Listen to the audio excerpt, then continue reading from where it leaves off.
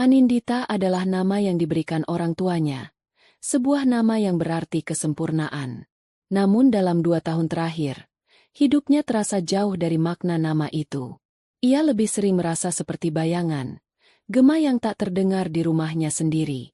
Setiap pagi, sebelum kokok ayam pertama terdengar paling nyaring, matanya sudah terbuka.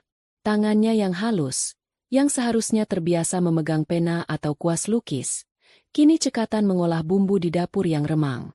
Aroma nasi goreng kampung yang sengaja ia buat dengan resep warisan neneknya, menguar di udara, berharap bisa menjadi jembatan kehangatan di pagi yang selalu terasa dingin.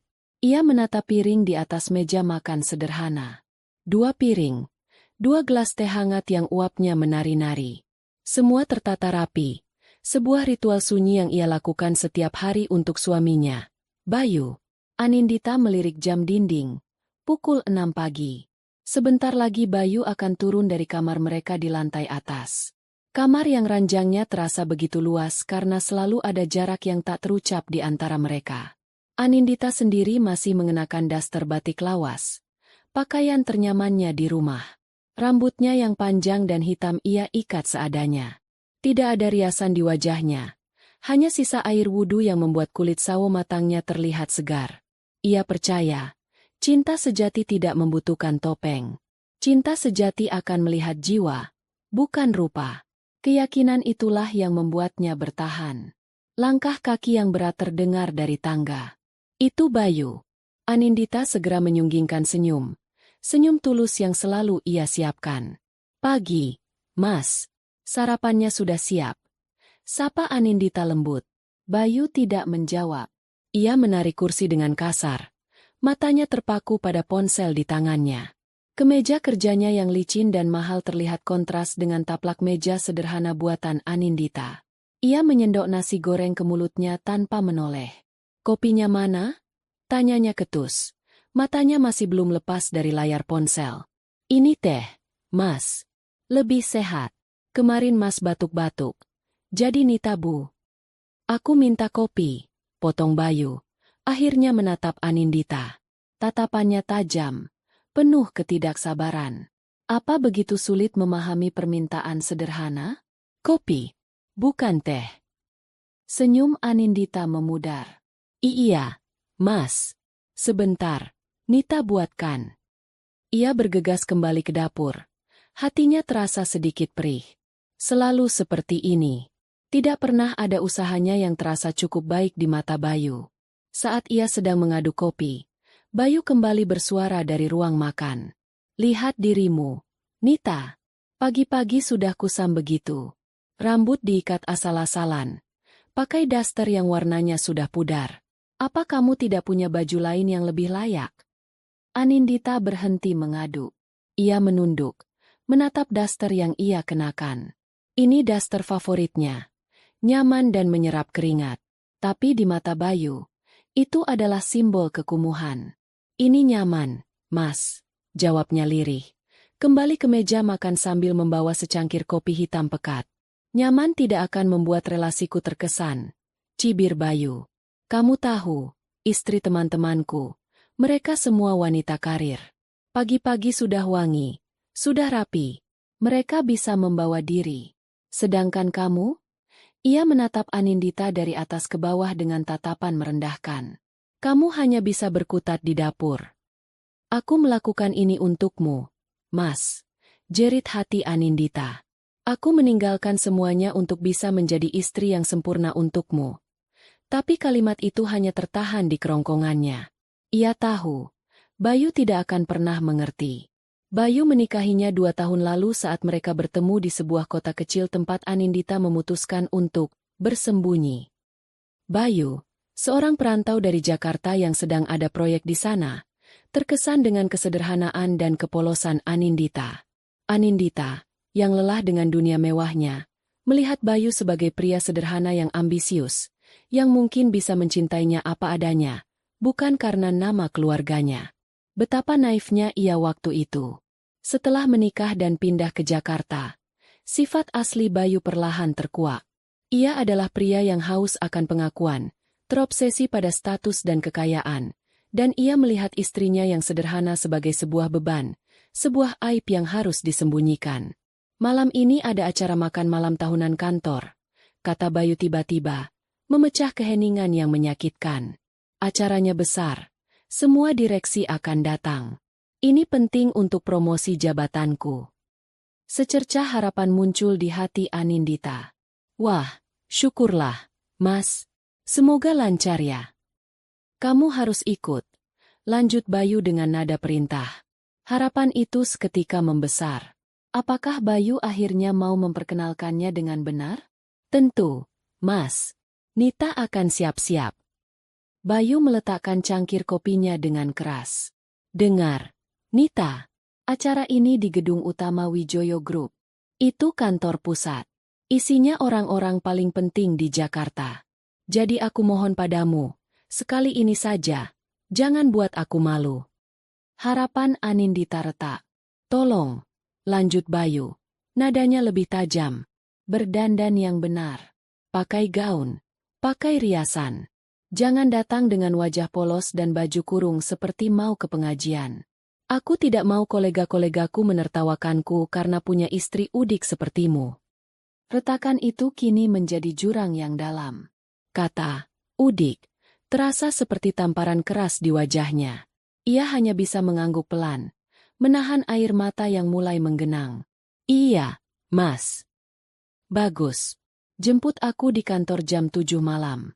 Jangan terlambat, perintah Bayu, lalu bangkit berdiri, menyambar tas kerjanya dan pergi begitu saja tanpa pamit, tanpa menoleh ke belakang. Anindita terduduk lemas di kursi. Nasi goreng di piringnya masih utuh. Tehnya sudah dingin. Ia menatap rumah kecil yang selalu ia rawat dengan cinta, tapi terasa begitu hampa. Ia melakukan ini semua karena ingin dicintai dengan tulus. Tapi pria yang ia cintai justru menjadi sumber luka terbesarnya. Ia membuka lemari pakaiannya yang sederhana. Hanya ada beberapa gaun biasa yang ia beli di toko serba ada. Tidak ada yang mewah. Ia mengambil satu gaun berwarna krem, yang paling bagus menurutnya. Ia akan berusaha.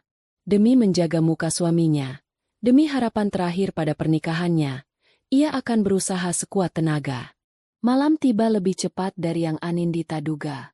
Jantungnya berdebar kencang saat taksi yang ia tumpangi berhenti di depan sebuah gedung pencakar langit yang menjulang gagah. Wijoyo Group, tertulis dengan huruf perak raksasa di puncaknya, berkilauan diterpa lampu kota. Gedung ini terasa begitu akrab sekaligus asing. Ini adalah kerajaan yang dibangun kakeknya, tempat ia seharusnya berada. Namun malam ini, ia datang sebagai orang luar, sebagai istri dari seorang manajer rendahan yang takut dipermalukan olehnya. Ia membayar taksi dan melangkah keluar. Angin malam yang dingin menerpa gaun krem sederhananya. Ia memeluk tubuhnya sendiri, merasa kecil di antara mobil-mobil mewah yang berdatangan menurunkan para tamu berpenampilan glamor. Para wanita turun dengan gaun berkilauan dan perhiasan yang menyilaukan mata.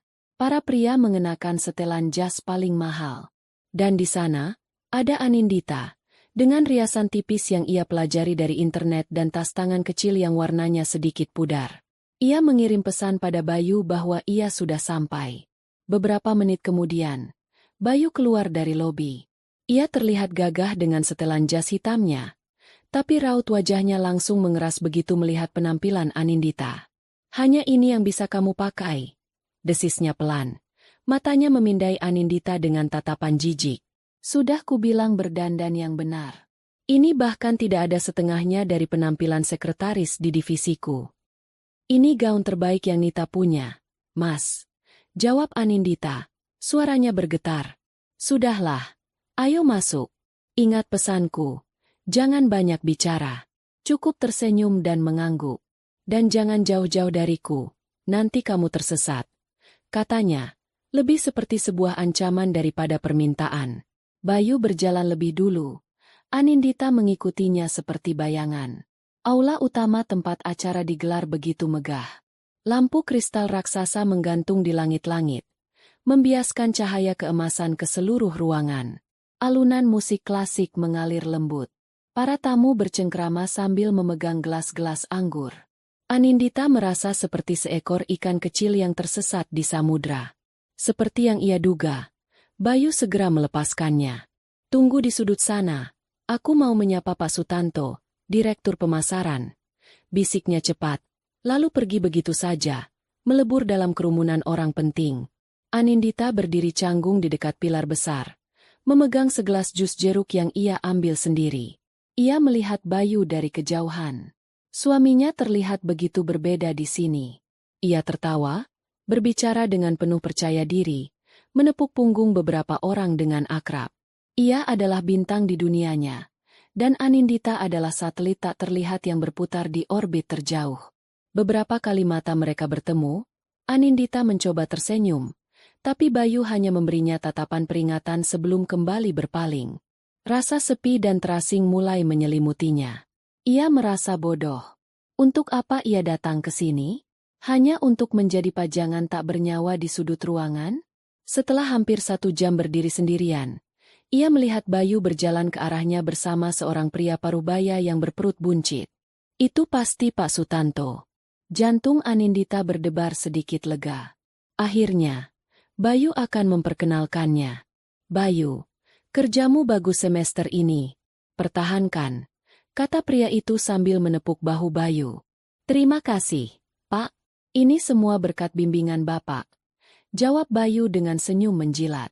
Kemudian, mata Pak Sutanto tertuju pada Anindita yang berdiri kaku di belakang Bayu. Wah, ini siapa, Bayu?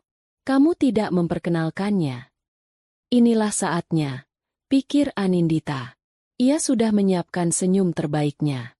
Bayu menoleh sedikit, melirik Anindita sekilas, lalu kembali menatap Pak Sutanto dengan senyum meremehkan yang membuat perut Anindita mual. Oh, dia? Kata Bayu dengan nada ringan, seolah sedang membicarakan objek yang tidak penting. Tawanya terdengar renyah, namun palsu. Anggap saja seperti pembantu di rumah. Pak, kasihan, tidak pernah lihat acara seperti ini. Jadi saya ajak sesekali biar tidak kuper dan tahu dunia luar. Waktu seakan berhenti. Suara musik, denting gelas, dan obrolan para tamu mendadak lenyap dari pendengaran Anindita. Yang ia dengar hanyalah kalimat suaminya yang bergema di kepalanya. Pembantu di rumah. Biar tidak kuper. Pak Sutanto tertawa terbahak-bahak. Ada-ada saja kamu ini, Bayu. Beberapa orang di sekitar mereka yang mendengar percakapan itu ikut tersenyum sinis, menatap Anindita dengan pandangan yang menusuk. Mereka melihatnya persis seperti apa yang Bayu katakan, seorang udik yang tersesat di pesta orang kaya. Wajah Anindita terasa panas, darah seakan surut dari tubuhnya. Ia merasa telanjang di tengah keramaian. Penghinaan ini terlalu dalam, terlalu menyakitkan. Ini bukan lagi sekadar kata-kata pedas di rumah. Ini adalah pembunuhan karakter di depan umum. Dan seolah itu belum cukup, Bayu kemudian berbalik dan memanggilnya dengan suara keras yang menarik perhatian lebih banyak orang. Nita, sini. Panggilnya seperti majikan memanggil pesuruh. Jangan hanya berdiri di situ seperti orang bodoh. Cepat, ambilkan minum lagi untuk Pak Sutanto. Tangan Anindita gemetar hebat hingga gelas jus di tangannya nyaris jatuh. Matanya menatap lurus ke arah Bayu. Ia tidak lagi melihat suaminya. Ia melihat seorang monster yang tersenyum puas di atas penderitaannya. Cinta, harapan, pengorbanan, semuanya hancur berkeping-keping dalam satu malam. Ia tidak bisa bernapas. Ia harus pergi dari sini. Tanpa berkata apa-apa lagi, Anindita membalikkan badan. Ia tidak peduli lagi dengan tatapan orang-orang. Ia hanya ingin lari. Ia berlari melewati kerumunan tamu-tamu glamor. Gaun kremnya terasa seperti kain karung yang membelit tubuhnya. Air mata yang sejak tadi ia tahan akhirnya tumpah, mengalir deras membasahi pipinya. Ia mendorong pintu kaca raksasa itu dengan sekuat tenaga dan berlari ke udara malam. Hujan gerimis mulai turun, seolah langit ikut menangisi nasibnya. Ia terus berlari tanpa tujuan, membiarkan air hujan bercampur dengan air matanya, membasahi gaun dan hatinya yang sudah remuk redam. Di bawah bayang-bayang gedung megah milik kakeknya, Anindita menangis sejadi-jadinya, merasakan puncak kepedihan dan penghinaan yang tak akan pernah ia lupakan seumur hidupnya. Anindita tidak tahu berapa lama ia berjalan tanpa arah di bawah guyuran hujan. Gaun kremnya yang basah kuyup menempel di kulit, terasa dingin dan berat, sama seperti hatinya. Setiap tetes air hujan yang jatuh terasa seperti tusukan jarum, mengingatkannya pada setiap tawa sinis dan tatapan merendahkan yang ia terima. Akhirnya, dengan sisa tenaga yang ia punya, ia menyetop taksi yang lewat dan menyebutkan alamat rumahnya dengan suara serak. Perjalanan pulang terasa seperti perjalanan menuju penjara. Rumah kecil yang dulu ia anggap sebagai istana cintanya, kini terasa seperti sangkar yang pengap.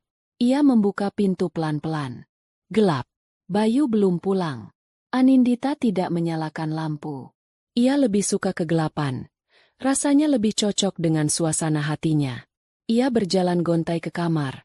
Bayangannya terpantul samar di cermin besar lemari pakaian. Ia berhenti dan menatap pantulan dirinya. Seorang wanita dengan rambut lepek, riasan yang luntur karena air mata, dan gaun lusuh yang basah. Inikah Anindita? Inikah wanita yang dilihat Bayu setiap hari? Inikah si pembantu jelek yang ia bicarakan dengan bangga? Untuk pertama kalinya, Anindita tidak merasa kasihan pada bayangan itu. Ia merasa marah. Kemarahan yang dingin dan membara mulai merayap dari dasar hatinya, menghanguskan sisa-sisa cinta naif yang pernah ia miliki. Ia melepaskan gaun itu dengan kasar dan melemparkannya ke sudut ruangan. Ia tidak akan pernah mau menyentuh kain itu lagi. Ia mengenakan daster lamanya, bukan karena nyaman, tapi karena saat ini ia tidak peduli lagi pada penampilan. Ia duduk di tepi ranjang dalam diam, menunggu. Ia tidak akan lari lagi. Ia akan menghadapi monster itu. Lewat tengah malam, suara mobil Bayu terdengar memasuki halaman. Beberapa saat kemudian, pintu depan terbuka dengan kasar dan dibanting hingga tertutup. Langkah kakinya berat dan marah saat menaiki tangga. Anindita. Panggilnya dengan suara menggelegar. Pintu kamar dibuka dengan kasar. Lampu dinyalakan. Cahayanya yang tiba-tiba terang menyilaukan mata Anindita. Bayu berdiri di ambang pintu. Wajahnya merah padam karena amarah. Kamu. Tunjuknya pada Anindita. Kamu benar-benar sudah mempermalukanku. Apa kamu sadar apa yang sudah kamu lakukan? Anindita tidak menjawab. Ia hanya menatap Bayu dengan mata yang kosong. Kabur begitu saja seperti anak kecil. Menangis. Semua orang melihatmu. Apa kata Pak Sutanto tentang aku nanti? Punya istri yang tidak stabil secara emosional. Kamu menghancurkan reputasiku. Nita. Reputasi yang kubangun bertahun-tahun. Cerocos Bayu tanpa jeda. Napasnya memburu. Ia berharap melihat Anindita menangis, memohon maaf, seperti biasanya. Tapi yang ia dapatkan adalah keheningan. Anindita hanya duduk di sana, menatapnya dengan tatapan yang tidak bisa ia baca. Kenapa kamu diam saja? Apa kamu tuli? Bentak Bayu, melangkah mendekat. Anindita akhirnya membuka suara. Nadanya datar dan dingin. Reputasimu? Ia mengulang kata itu seolah sedang mencicipi rasa yang aneh. Apakah reputasimu lebih penting daripada harga diriku, Mas? Bayu tertegun sejenak. Harga diri apa? Kamu sendiri yang datang dengan penampilan seperti itu. Aku sudah memperingatkanmu. Kamu yang membuat dirimu sendiri terlihat rendah. Anindita tersenyum tipis. Senyum yang tidak mencapai matanya. Sebuah senyum yang membuat Bayu merasa merinding. Jadi, menurutmu, aku pantas dihina? Aku pantas disebut pembantu di depan semua orang. Itu hanya bercanda. Nita, kamu terlalu sensitif. Elak Bayu, mulai merasa tidak nyaman dengan ketenangan Anindita. Pak Sutanto juga tertawa. Itu artinya dia tidak menganggapnya serius. Tapi aku menganggapnya serius, kata Anindita. Suaranya tetap datar. Aku menganggap semua hinaanmu selama 2 tahun ini dengan serius. Aku menganggap semua sikap dinginmu dengan serius. Dan malam ini, ia berhenti sejenak. Matanya menatap lurus ke dalam mata Bayu. Aku melihatmu dengan sangat serius. Aku melihat siapa kamu sebenarnya. Bayu kehabisan kata-kata. Ia terbiasa dengan Anindita yang penurut, yang selalu menunduk dan meminta maaf. Anindita yang ada di hadapannya sekarang adalah orang asing. Sudah selesai bicaranya? Tanya Anindita dingin. Aku lelah. Aku mau tidur. Ia berbaring di ranjang, memunggungi Bayu, menarik selimut hingga menutupi bahunya. Sebuah pesan yang jelas bahwa percakapan telah usai. Bayu berdiri mematung, bingung dan marah. Ia mendengus kesal, lalu keluar dari kamar dan membanting pintu sekali lagi. Malam itu, ia tidur di sofa ruang tamu, dipenuhi amarah pada istrinya yang ia anggap sudah gila.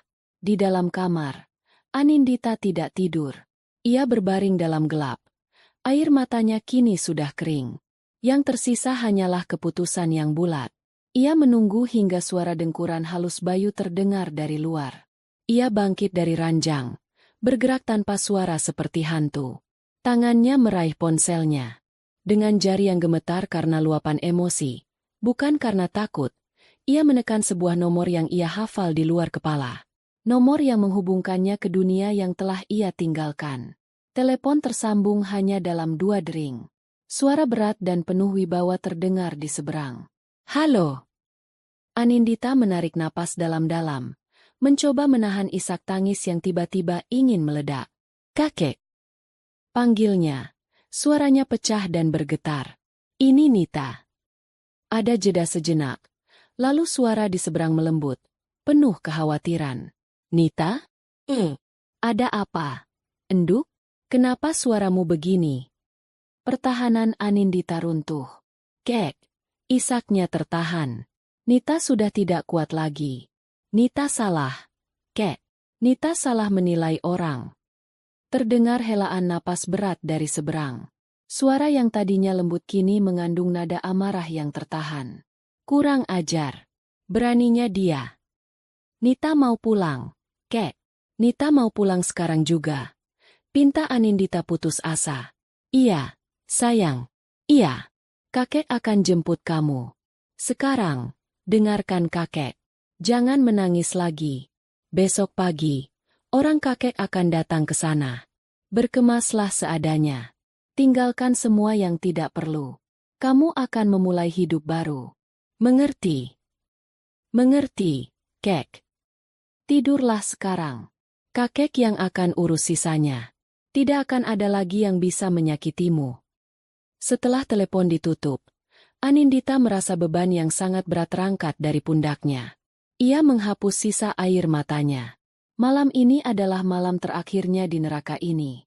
Besok, Anindita yang cengeng dan penurut akan mati. Dan yang akan lahir adalah Anindita Wijoyo. Keesokan paginya, Anindita bangun lebih awal dari biasanya. Ia tidak lagi membuat sarapan. Dapur itu terasa asing baginya. Ia melihat Bayu masih tertidur pulas di sofa. Mulutnya sedikit terbuka. Tidak ada lagi rasa cinta atau kasihan saat melihatnya. Yang ada hanya rasa jijik. Ia masuk ke kamar dan membuka lemari. Ia hanya mengambil beberapa potong pakaian sederhana dan memasukkannya ke dalam sebuah tas kain kecil. Ia meninggalkan semua barang pemberian Bayu. Ia juga meninggalkan gaun krem yang teronggok di sudut ruangan, sebagai monumen kebodohannya. Saat ia sedang berkemas, Bayu masuk ke kamar. Wajahnya kusut dan masih terlihat kesal. Mau kemana kamu pagi-pagi bawa tas? Tanyanya sinis. Pulang, jawab Anindita singkat, tanpa menoleh. Bayu tertawa mengejek. Pulang? Pulang kemana? Ke desa kecilmu itu? Silahkan. Paling juga seminggu lagi kamu akan kembali sambil menangis. Kamu tidak akan bisa hidup tanpa aku. Anindita berhenti berkemas. Ia berbalik menghadap Bayu. Sebuah senyum misterius terukir di bibirnya. Kita lihat saja nanti, Mas. Siapa yang akan menangis? Tepat pada saat itu, sebuah mobil sedan hitam yang elegan berhenti tepat di depan rumah kontrakan mereka yang sederhana. Seorang pria berjas rapi, berperawakan tegap, turun dari mobil dan mengetuk pintu dengan sopan. Anindita menyandang tas kainnya. Itu jemputanku, katanya pada Bayu yang menatap bingung ke arah jendela. Anindita berjalan melewati Bayu tanpa sepatah kata pun.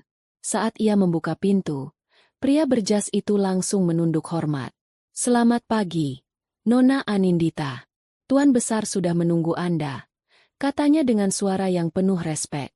Bayu yang mendengar panggilan, Nona Anindita, dan melihat mobil mewah serta perlakuan hormat itu, terperangah. Ia benar-benar bingung. Siapa istrinya ini sebenarnya? Anindita tidak menoleh ke belakang lagi. Ia melangkah masuk ke dalam mobil yang nyaman dan dingin. Pintu ditutup dengan lembut, meredam suara dunia luar yang menyakitkan.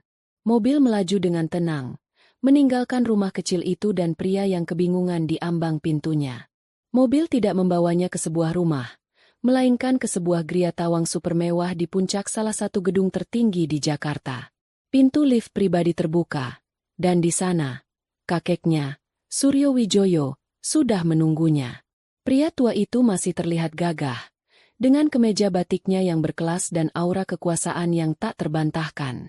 Begitu melihat kakeknya, pertahanan Anindita runtuh lagi. Ia berlari dan memeluk tubuh tua itu, menumpahkan sisa-sisa kesedihannya. Kakek! Suryo Wijoyo membalas pelukan cucu satu-satunya itu dengan erat. Ia mengelus rambut Anindita dengan sayang. Sudah, Enduk. Kamu aman sekarang. Kamu sudah pulang.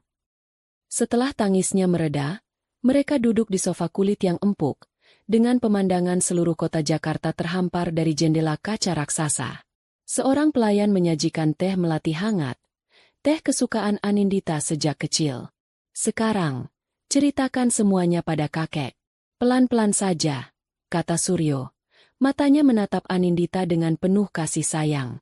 Anindita pun menceritakan semuanya. Mulai dari perlakuan dingin Bayu sehari-hari, hingga puncak penghinaan di pesta malam tadi. Ia menceritakannya dengan detail. Setiap kata yang keluar seolah melepaskan racun dari dalam dirinya. Wajah Suryo Wijoyo mengeras saat mendengar cerita cucunya. Tangannya yang keriput terkepal di atas lututnya. Matanya yang biasanya bijak kini berkilat penuh amarah. Cacing itu, desisnya pelan. Beraninya dia memperlakukan darah daging Wijoyo seperti sampah. Nita yang salah, Kek. Nita terlalu naif. Nita pikir Nita bisa menemukan cinta yang tulus dengan cara ini. Sesal Anindita. Kamu tidak salah, Enduk. Hatimu terlalu bersih untuk dunia yang kejam ini. Hibur Suryo. Kakek sudah peringatkan kamu dulu. Tapi kamu keras kepala ingin membuktikan teorimu sendiri. Sekarang, kamu sudah lihat hasilnya. Tidak semua orang punya hati sepertimu. Ia meraih tangan cucunya. Tapi jangan khawatir. Pelajaran ini mahal, tapi berharga. Sekarang, kakek tanya padamu. Apa yang mau kamu lakukan terhadap pria itu? Anindita mengangkat wajahnya. Sisa air mata sudah hilang, digantikan oleh kilatan tekad yang dingin dan tajam. Ini bukan lagi Anindita yang cengeng. Ini adalah cucu dari Suryo Wijoyo. Nita mau dia merasakan apa yang Nita rasakan. Kek, Nita tidak mau hanya memecatnya. Nita mau dia jatuh. Jatuh sehina-hinanya. Kilat di mata Anindita membuat Suryo tersenyum puas. Ia melihat dirinya yang muda pada cucunya itu. Dan Nita mau mengambil kembali semua yang menjadi hak Nita. Nita mau masuk ke perusahaan. Lanjut Anindita. Suaranya mantap. Nita mau memimpin. Sudah cukup Nita bersembunyi. Suryo Wijoyo menepuk-nepuk punggung tangan cucunya. Itu baru cucu kakek. Senyumnya melebar, namun terlihat dingin dan penuh perhitungan. Baiklah, anggap saja semua sudah beres. Seluruh sumber daya Wijoyo Group ada di belakangmu. Kita akan siapkan segalanya. Kita akan buat dia merangkak. Memohon ampun di depan kakimu. Selamat datang kembali, Anindita Wijoyo, pewaris tunggal Wijoyo Group. Hari-hari berikutnya di gria tawang mewah itu menjadi kawah candra di muka bagi Anindita. Kakeknya tidak hanya memberinya perlindungan, ia memberinya persenjataan. Suryo Wijoyo mengerti bahwa balas dendam terbaik bukanlah sekadar menghancurkan musuh, tetapi membangun diri sendiri menjadi kekuatan yang tak terbantahkan. Anindita yang lama, yang penurut dan penuh keraguan, harus dimusnahkan hingga ke akarnya. Pagi hari dimulai bukan lagi dengan aroma masakan, melainkan dengan derap langkah pelatih kepribadian di lantai marmer.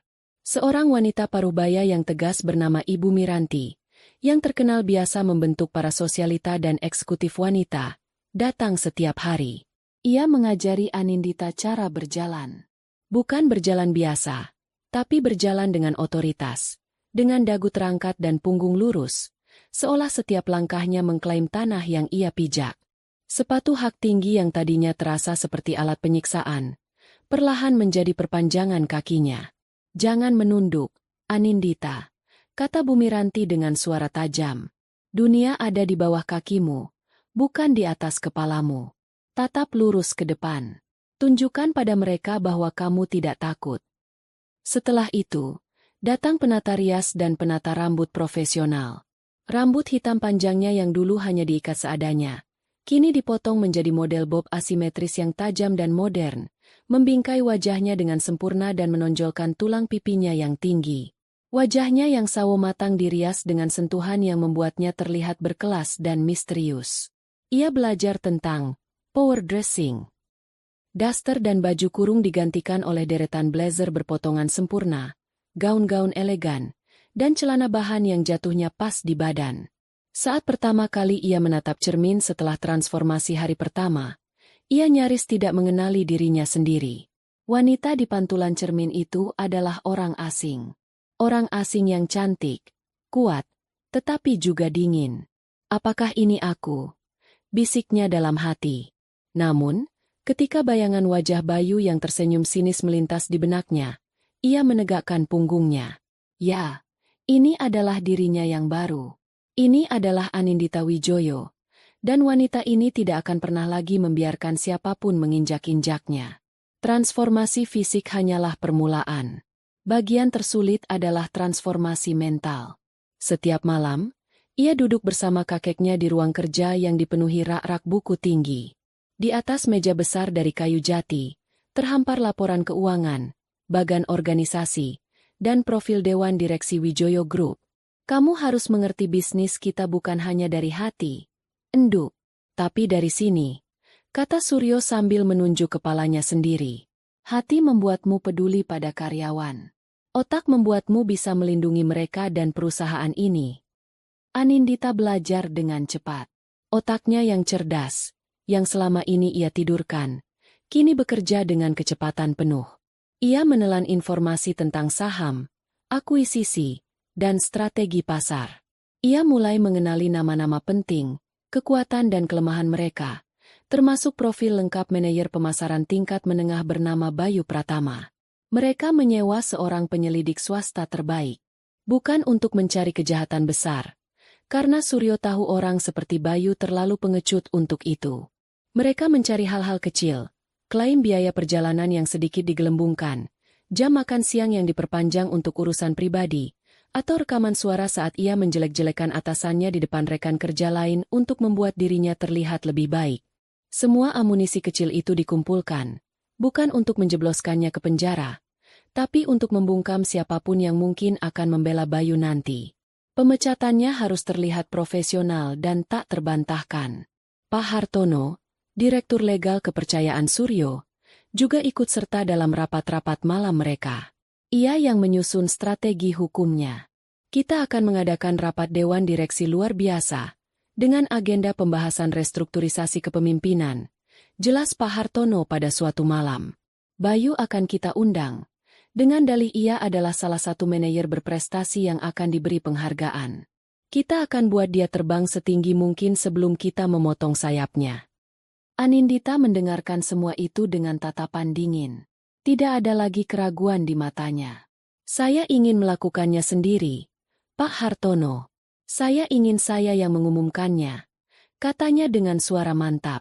Suryo Wijoyo tersenyum bangga. "Tentu saja, Enduk. Panggung itu milikmu." Dalam 2 minggu, Anindita telah terlahir kembali. Ia bukan lagi kepompong. Ia adalah kupu-kupu baja. Ia sudah siap. Tanggal rapat telah ditetapkan. Undangan telah dikirim. Dan di suatu tempat di sudut kota Jakarta, seekor tikus sombong sedang bersiap-siap berjalan menuju perangkap terindah yang pernah ia lihat. Bayu membaca email undangan itu untuk 5 kalinya. Matanya berbinar, Senyum puas tak bisa lepas dari wajahnya. Undangan rapat Dewan Direksi luar biasa. Namanya tercantum di sana, sebagai salah satu dari 3 manajer yang diundang khusus. Ini dia. Inilah momen yang ia tunggu-tunggu. Promosi menjadi direktur pemasaran sudah di depan mata. Lihat ini, Don. Katanya sambil menunjukkan layar komputernya pada Doni, rekan kerjanya yang duduk di kubikel sebelah. Sepertinya kerja kerasku akhirnya dilihat oleh Dewan Direksi. Doni melirik undangan itu. Wah, selamat, Yu. Hebat kamu. Tentu saja. Setelah insiden di pesta tempo hari, Pak Sutanto sepertinya semakin terkesan denganku. Dia suka orang yang bisa mengendalikan situasi, kata Bayu Pongah, sama sekali tidak menyadari bahwa situasi yang ia maksud adalah saat ia menghina istrinya sendiri. Omong-omong, istrimu bagaimana kabarnya? Tanya Doni. Wajah Bayu langsung berubah masam. Ah, jangan bicarakan dia. Perempuan tidak tahu diuntung itu akhirnya pulang ke kampungnya. Mungkin sekarang sedang mencangkul di sawah. Biarkan saja. Aku akan segera menceraikannya. Calon direktur seperti aku butuh pendamping yang lebih berkelas. Ia tertawa, membayangkan Anindita yang menangis-nangis di desa terpencil, menyesali keputusannya. Betapa menyenangkannya pemikiran itu. Ia sama sekali tidak tahu, perempuan kampung itu sedang menatap fotonya dari gria tawang mewah, sambil menyesap teh melati dan merencanakan kejatuhannya. Hari rapat pun tiba. Bayu mengenakan setelan jas termahalnya. Sepatu kulitnya mengkilap sempurna. Ia menyemprotkan parfum mahal ke seluruh tubuhnya. Hari ini adalah hari penobatannya. Ia berjalan memasuki gedung utama Wijoyo Group dengan langkah angkuh, menyapa beberapa karyawan dengan senyum merendahkan. Ia masuk ke ruang rapat Dewan Direksi di lantai tertinggi. Ruangan itu sangat megah. Meja kayu mahoni panjang terbentang di tengah, dikelilingi kursi-kursi kulit berwarna hitam. Jendela kaca dari lantai ke langit-langit menyajikan pemandangan kota yang spektakuler. Semua anggota Dewan Direksi sudah hadir. Pria-pria dan wanita-wanita parubaya dengan aura kekuasaan yang kental. Bayu merasa sedikit gugup, tapi ia menutupinya dengan senyum percaya diri. Ia duduk di kursi yang telah disediakan. Jantungnya berdebar kencang karena antisipasi. Pak Sutanto, atasannya, memberinya kedipan mata dan senyum, yang semakin meyakinkan Bayu bahwa hari ini adalah harinya. Tepat pada pukul 10 pagi, pintu utama ruang rapat yang terbuat dari kayu jati setinggi 3 meter itu terbuka. Semua orang di ruangan itu serentak berdiri. Yang pertama masuk adalah Suryo Wijoyo. Sang pemilik, sang legenda. Ia berjalan dengan tenang, namun setiap langkahnya seolah membuat ruangan itu bergetar. Bayu menelan ludah, berusaha terlihat sesopan mungkin. Ia berharap sang pemilik besar akan melihatnya dan terkesan. Namun, perhatian semua orang, termasuk Bayu, teralihkan pada sosok yang berjalan di belakang Suryo Wijoyo. Seorang wanita. Ia berjalan dengan anggun. Setiap langkahnya memancarkan kepercayaan diri yang mutlak. Ia mengenakan setelan blazer berwarna merah marun yang memeluk tubuhnya dengan sempurna, dipadukan dengan celana pipa yang jenjang. Rambut bob asimetrisnya bergerak lembut saat ia berjalan. Wajahnya yang dirias sempurna terlihat dingin, fokus, dan luar biasa cantik. Ia membawa aura kekuatan yang membuat beberapa direktur senior pun terlihat sedikit gugup. Bayu ternganga. Siapa wanita ini? Seorang konsultan dari luar negeri? Direktur baru? Ia belum pernah melihat wanita secantik dan seberkarisma ini. Ia merasakan desir aneh di dalam dirinya. Wanita itu berjalan mengikuti Suryo Wijoyo ke ujung meja. Saat ia melewati kursi Bayu, matanya sempat melirik sekilas. Hanya sepersekian detik, tapi tatapan itu terasa seperti bongkahan es yang menusuk jantung Bayu. Ada sesuatu yang familiar dari tatapan itu. Sesuatu yang membuat bulu kuduknya berdiri. Tapi itu tidak mungkin. Mustahil. Otaknya menolak keras koneksi yang coba dibuat oleh instingnya. Wanita di hadapannya adalah Dewi, sedangkan istrinya hanyalah seorang pembantu. Suryo Wijoyo berdiri di kepala meja. Di sampingnya berdiri wanita misterius itu. Selamat pagi, Bapak dan Ibu sekalian. Sapa Suryo. Suaranya yang tenang langsung membuat seisi ruangan hening. Terima kasih atas kehadirannya. Saya mengadakan rapat ini untuk sebuah pengumuman penting mengenai masa depan kepemimpinan di Wijoyo Group. Bayu menegakkan duduknya. Jantungnya berdetak semakin kencang. Inilah saatnya. Seperti yang kita semua tahu, regenerasi adalah kunci untuk keberlangsungan sebuah perusahaan. Sudah saatnya darah baru dan visi baru ikut andil dalam menahkodai kapal besar ini, lanjut Suryo. Ia kemudian mengulurkan tangannya ke arah wanita di sampingnya. Maka dari itu, dengan bangga, perkenalkan, Dewan Direksi yang terhormat. Bayu menahan napas. Cucu saya, Dewan Komisaris yang baru, sekaligus pewaris utama dari seluruh aset Wijoyo Group. Waktu terasa melambat bagi Bayu. Ia melihat Suryo Wijoyo tersenyum, lalu mengucapkan nama itu. Nama yang menghantam kesadarannya seperti palu godam. Anindita Wijoyo. Dunia Bayu runtuh. Seisi ruangan bertepuk tangan, tapi yang terdengar di telinga Bayu hanyalah suara dengungan keras. Matanya terpaku pada wanita itu. Anindita. Aninditanya. Wanita yang ia hina, yang ia sebut pembantu jelek, yang ia anggap udik dan bodoh. Wanita itu kini berdiri di sana, sebagai pemilik dari semua yang ia kejar mati-matian. Wajah Bayu pucat pasi seperti mayat. Rahangnya jatuh terbuka. Matanya membelalak tak percaya. Keringat dingin membanjiri pelipisnya. Ia melihat Anindita menatap lurus ke arahnya. Tidak ada senyum di wajah wanita itu. Hanya ada tatapan dingin seorang pemangsa yang telah berhasil menjebak mangsanya. Dalam satu detik yang terasa seperti keabadian, Bayu mengerti segalanya. Ini bukan rapat penghargaan. Ini adalah panggung eksekusinya. Dan ia telah berjalan ke atasnya dengan sukarela. Tepuk tangan para direksi yang menyambut Anindita perlahan mereda.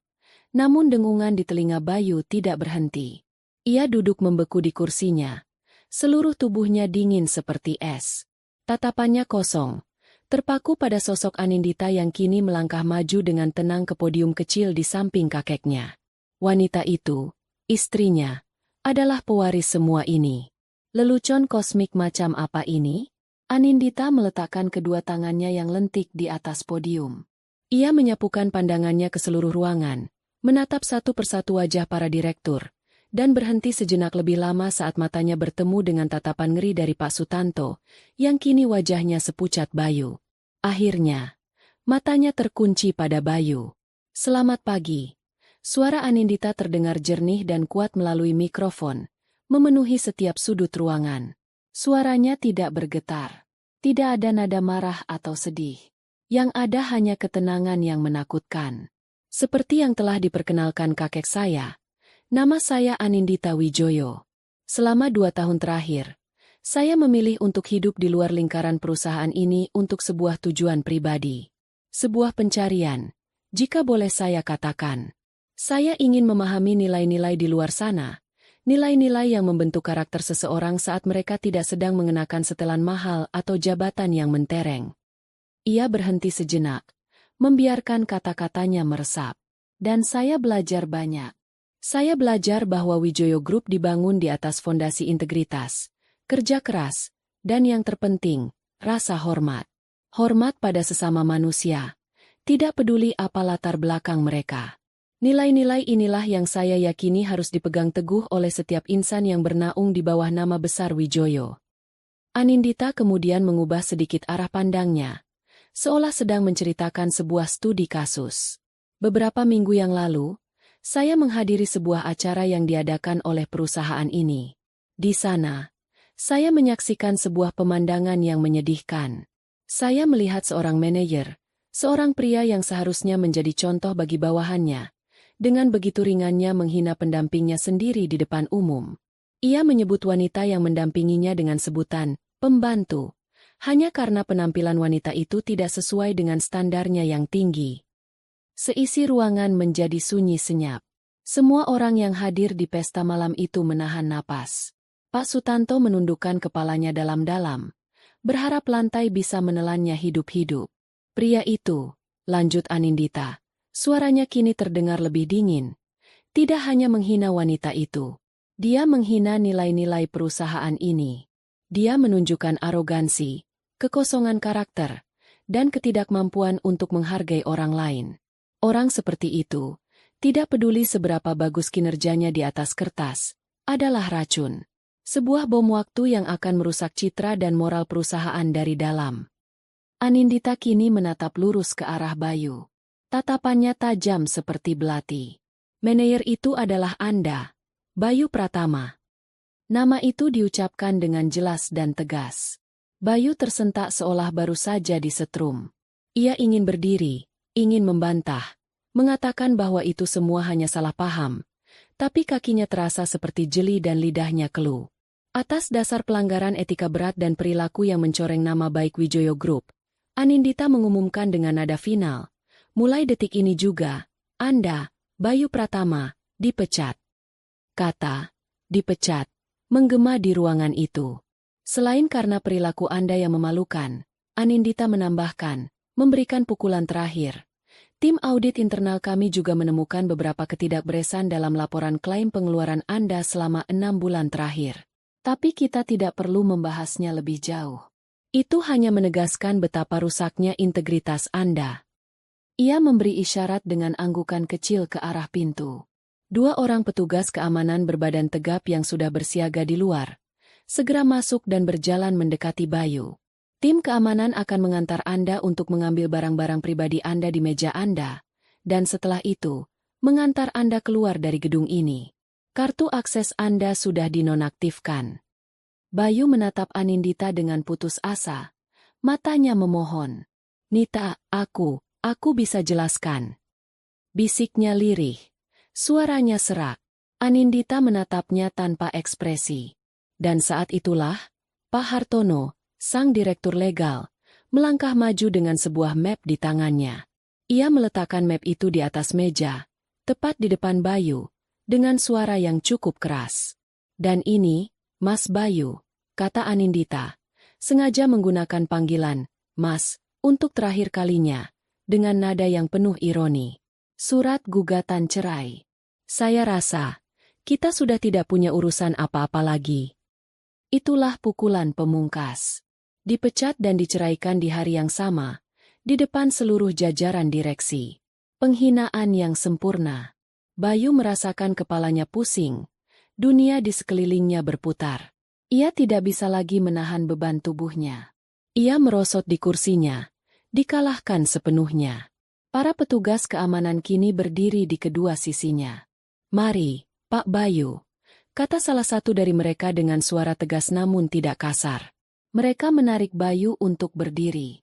Dengan langkah gontai seperti zombie, disaksikan oleh tatapan mata yang penuh keheranan, kasihan, dan cemoohan, Bayu berjalan keluar dari ruang rapat itu. Perjalanannya melewati meja panjang itu terasa seperti perjalanan menuju tiang gantungan. Ia tidak berani mengangkat wajahnya. Mimpinya, ambisinya, harga dirinya, semua telah dihancurkan menjadi debu oleh wanita yang dulu ia sebut pembantu jelek.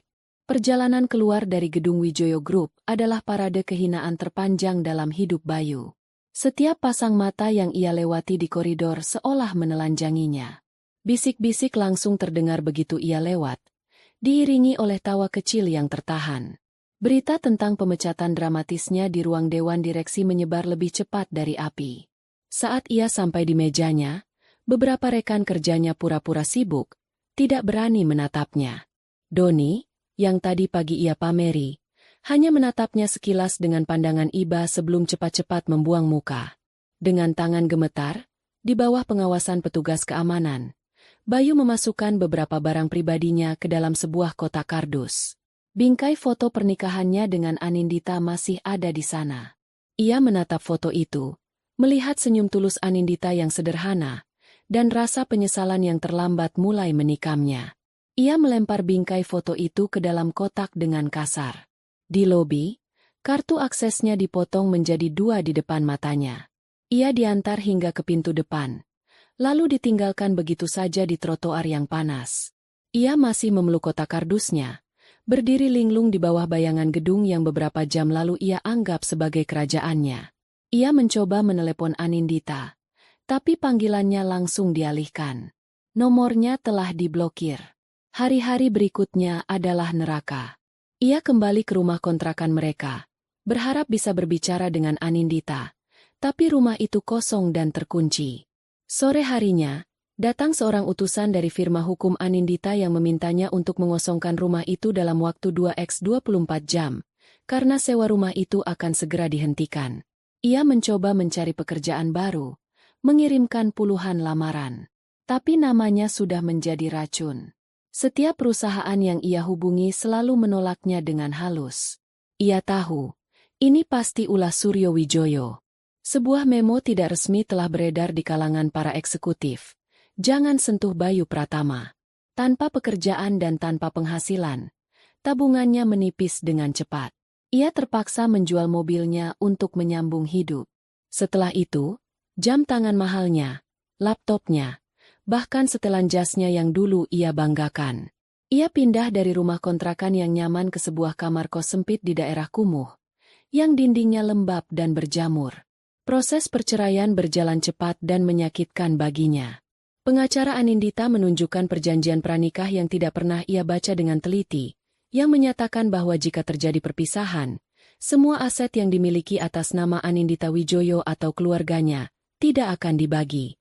Bayu tidak mendapatkan apa-apa. Ia benar-benar jatuh miskin. Arogansinya terkikis habis, digantikan oleh keputusasaan. Pria yang dulu selalu tampil necis, kini terlihat kuyu dengan pakaian lusuh dan janggut yang tidak terurus. Makanan sehari-harinya adalah mie instan yang ia masak dengan air panas dari dispenser umum di kos-kosannya.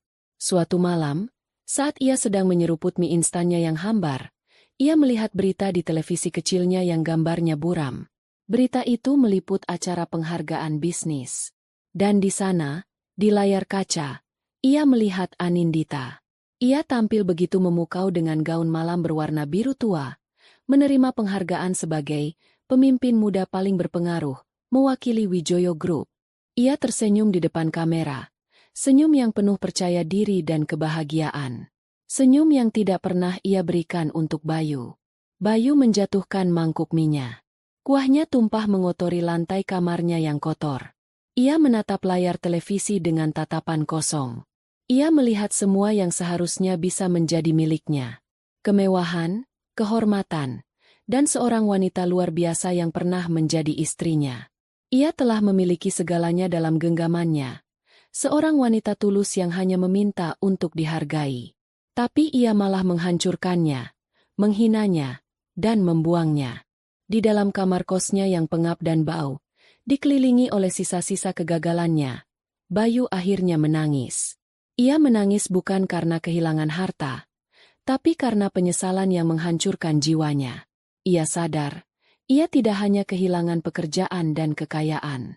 Ia telah kehilangan satu-satunya berlian asli yang pernah ia miliki, yang ia sangka hanyalah sebongkah batu kerikil tak berharga. Bulan-bulan berlalu. Nama Anindita Wijoyo tidak lagi hanya dikenal sebagai pewaris yang muncul secara tiba-tiba. Ia telah membuktikan dirinya sebagai seorang pemimpin yang visioner dan berhati nurani. Di bawah kepemimpinannya, Wijoyo Group mengalami banyak perubahan positif. Ia meluncurkan program kesejahteraan karyawan yang revolusioner, memberikan beasiswa untuk anak-anak staf, dan membangun fasilitas penitipan anak di kantor pusat agar para ibu yang bekerja bisa lebih tenang. Ia bukan pemimpin yang hanya duduk di Menara Gading. Anindita sering turun langsung ke lapangan. Suatu hari, ia mengunjungi salah satu pabrik tekstil milik perusahaannya. Mengenakan kemeja sederhana dan sepatu bot pengaman, ia berjalan di antara deru mesin, menyapa para pekerja dengan senyum hangat, menanyakan kabar keluarga mereka, dan mendengarkan keluhan mereka dengan saksama. Ia ingat bagaimana rasanya menjadi tidak terlihat, dan ia bersumpah tidak akan pernah membiarkan orang-orang yang bekerja untuknya merasakan hal yang sama. Para karyawan yang awalnya skeptis, kini menatapnya dengan penuh rasa hormat dan kekaguman. Mereka tidak lagi melihatnya sebagai cucu sang pemilik, melainkan sebagai pemimpin mereka, ibu mereka. Anindita menemukan kebahagiaan dalam hal-hal tersebut, dalam senyum tulus para pekerjanya, dalam kemajuan perusahaan yang kini terasa lebih manusiawi. Suatu sore yang mendung, Dalam perjalanan pulang dari sebuah rapat di luar kota, mobil mewah yang ditumpanginya terjebak kemacetan parah. Rintik hujan mulai membasahi jendela. Sambil menunggu lalu lintas bergerak, pandangan Anindita tanpa sengaja menyapu ke arah sebuah proyek pembangunan gedung di sisi jalan. Para pekerja bangunan, dengan tubuh legam terbakar matahari, sedang mengangkut sak-sak semen. Dan di sanalah, matanya menangkap sesosok tubuh kurus yang terlihat begitu familiar. Pria itu sedang mendorong gerobak pasir. Wajahnya tertunduk, rambutnya gimbal karena debu dan keringat. Ia mengenakan kaos oblong yang sudah sobek di beberapa bagian. Saat pria itu berhenti sejenak untuk menyeka keringat di dahinya dengan punggung tangannya yang kotor, Anindita bisa melihat wajahnya dengan jelas. Bayu. Ia terlihat 10 tahun lebih tua. Kulitnya menghitam, tubuhnya kurus kering, dan sorot matanya kosong, tanpa gairah hidup. Monster yang dulu menghinanya, pria arogan yang pernah menjadi suaminya, kini hanyalah seorang kuli bangunan yang berjuang di bawah terik matahari. Sopir Anindita, yang juga menyadari tatapan majikannya, bertanya dengan pelan, "Nona mau?" Ia tidak melanjutkan kalimatnya, tidak yakin apa yang harus ia tawarkan. Anindita terus menatap Bayu selama beberapa saat. Ia mencari-cari perasaan di dalam hatinya. Apakah ada benci? Apakah ada kasihan? Juga tidak. Apakah ada rasa puas? Anehnya, juga tidak ada. Yang ia rasakan hanyalah sebuah kehampaan. Seolah ia sedang melihat orang asing dari masa lalu yang sangat jauh. Sebuah fragmen dari kehidupan orang lain yang tidak ada hubungannya lagi dengan dirinya. Luka itu telah sembuh total. Begitu sembuh hingga bahkan bekas lukanya pun sudah tidak terasa lagi. Pria itu tidak lagi memiliki kekuatan apapun atas emosinya. "Jalan saja, Pak," kata Anindita dengan suara tenang. Lampunya sudah hijau. Mobil kembali melaju, meninggalkan Bayu dan proyek pembangunannya di belakang, menghilang dari kaca spion. Anindita tidak menoleh lagi. Ia memejamkan matanya sejenak. Balas dendamnya sudah selesai sejak lama, tapi penutupan yang sesungguhnya baru ia rasakan saat ini. Penutupan yang datang bukan dari melihat penderitaan Bayu, melainkan dari kesadarannya bahwa Bayu sudah tidak berarti apa-apa lagi baginya.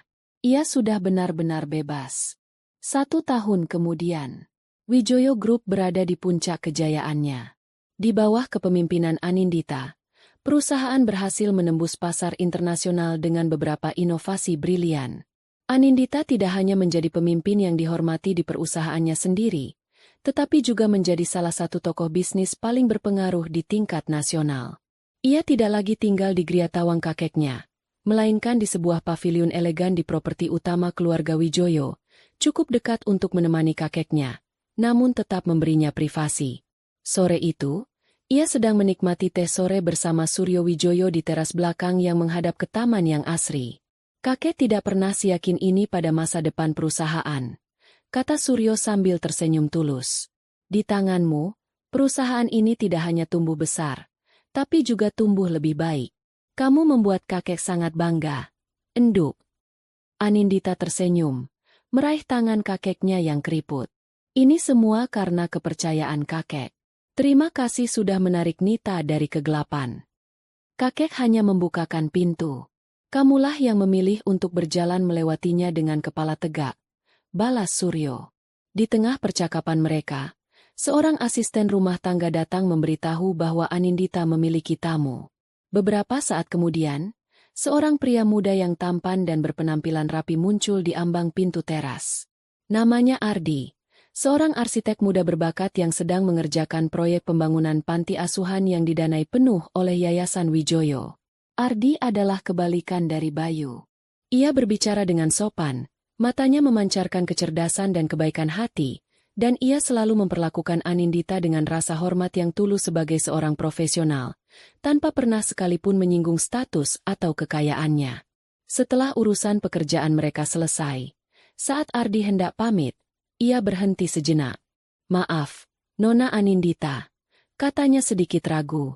"Di dekat kantor saya ada sebuah kedai kopi kecil yang suasananya sangat tenang. Jika suatu saat Nona tidak sibuk, apa Nona bersedia minum kopi bersama saya?" Anindita terdiam sejenak. Sebuah ajakan sederhana. Ajakan yang dulu mungkin akan membuatnya takut. Bayangan masa lalunya yang kelam sempat melintas sesaat. Namun, ia menatap Ardi, melihat ketulusan di matanya, dan ia sadar, ia bukan lagi wanita yang sama. Sebuah senyum kecil yang tulus, senyum yang sesungguhnya, akhirnya terukir di bibirnya. Tentu, dengan senang hati, Pak Ardi. Malam itu, setelah semua urusan selesai, Anindita berdiri sendirian di balkon kamarnya, menatap kerlip lampu kota Jakarta yang terhampar luas di hadapannya. Pemandangan yang sama seperti saat ia pertama kali tiba di Gria Tawang kakeknya, hancur dan menangis. Tapi malam ini, ia tidak merasakan kehampaan. Ia merasakan kedamaian. Ia telah melalui badai tergelap dalam hidupnya, dan ia keluar sebagai pemenang. Bukan karena ia berhasil membuat mantan suaminya menderita, tetapi karena ia berhasil menemukan kembali harga dirinya. Kebahagiaan yang sesungguhnya, ia sadari sekarang, bukanlah berasal dari cinta seorang pria atau dari keberhasilan sebuah balas dendam. Kebahagiaan itu datang dari dalam. Dari kekuatan untuk bangkit setelah jatuh. Dari kemampuan untuk memaafkan diri sendiri. Dan dari keberanian untuk membuka lembaran baru, bukan sebagai korban, bukan sebagai ratu pembalasan, tetapi sebagai Anindita. Seorang wanita utuh yang memegang takdirnya sendiri. Dan di bawah langit malam yang berbintang, ia tahu, masa depannya terbentang cerah.